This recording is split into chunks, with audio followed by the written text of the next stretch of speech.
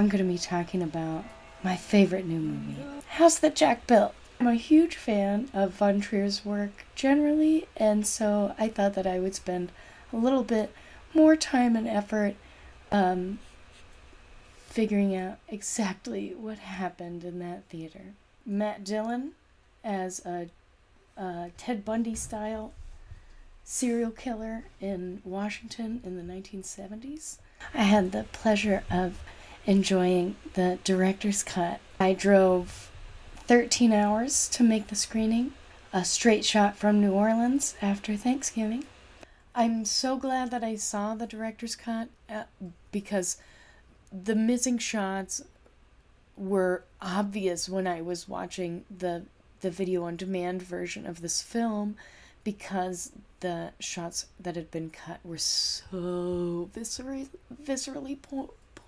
just painful to watch. And there's so much about Von Trier's work that is like that and that I love. There was some really interesting shots that made me think about traveling through planes of existence, dimensions, and the dialogue that happens there.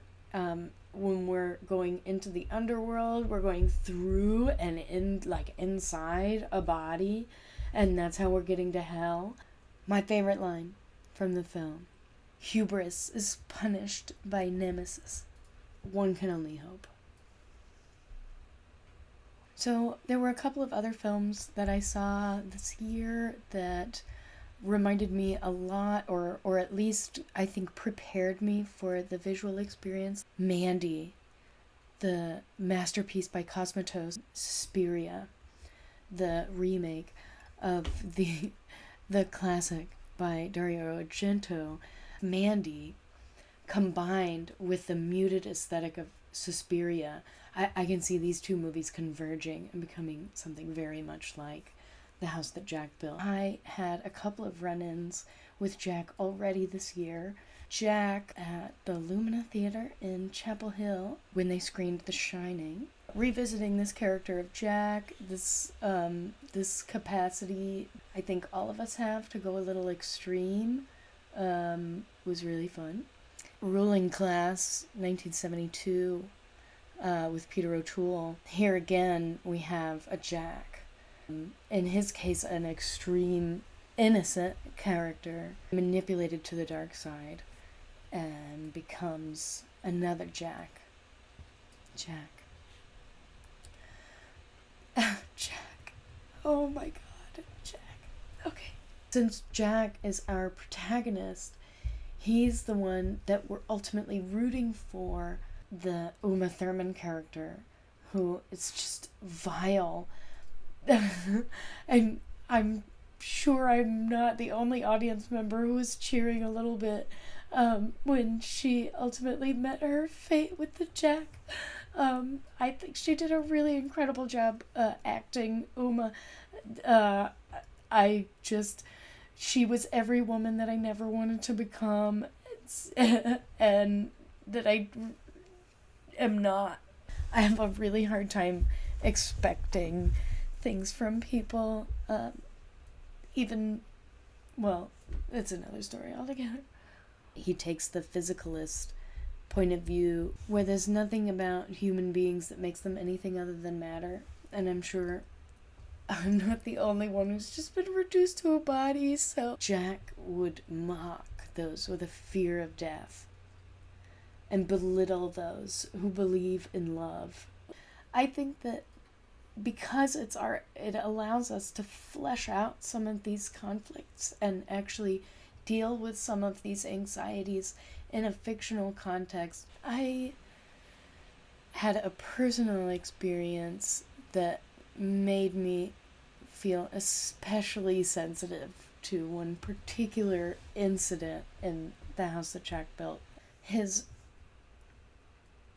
relationship with the character Simple as a romance.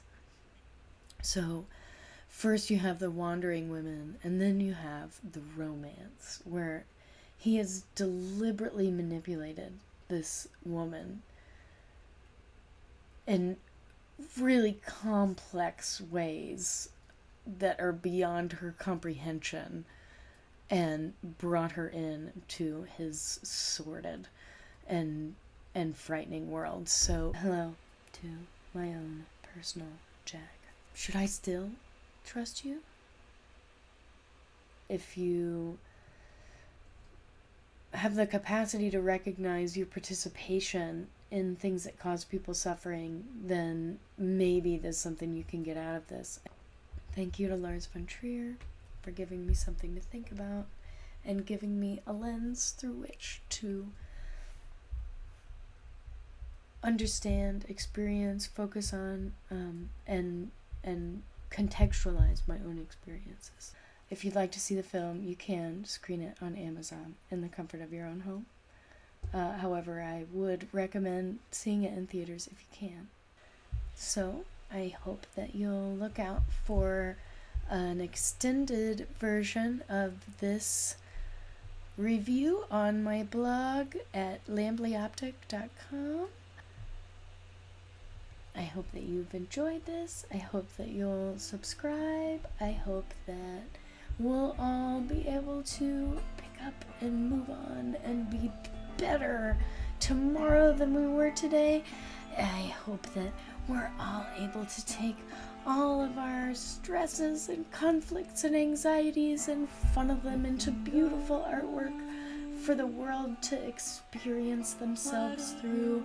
And I hope that you can see me with one or both eyes.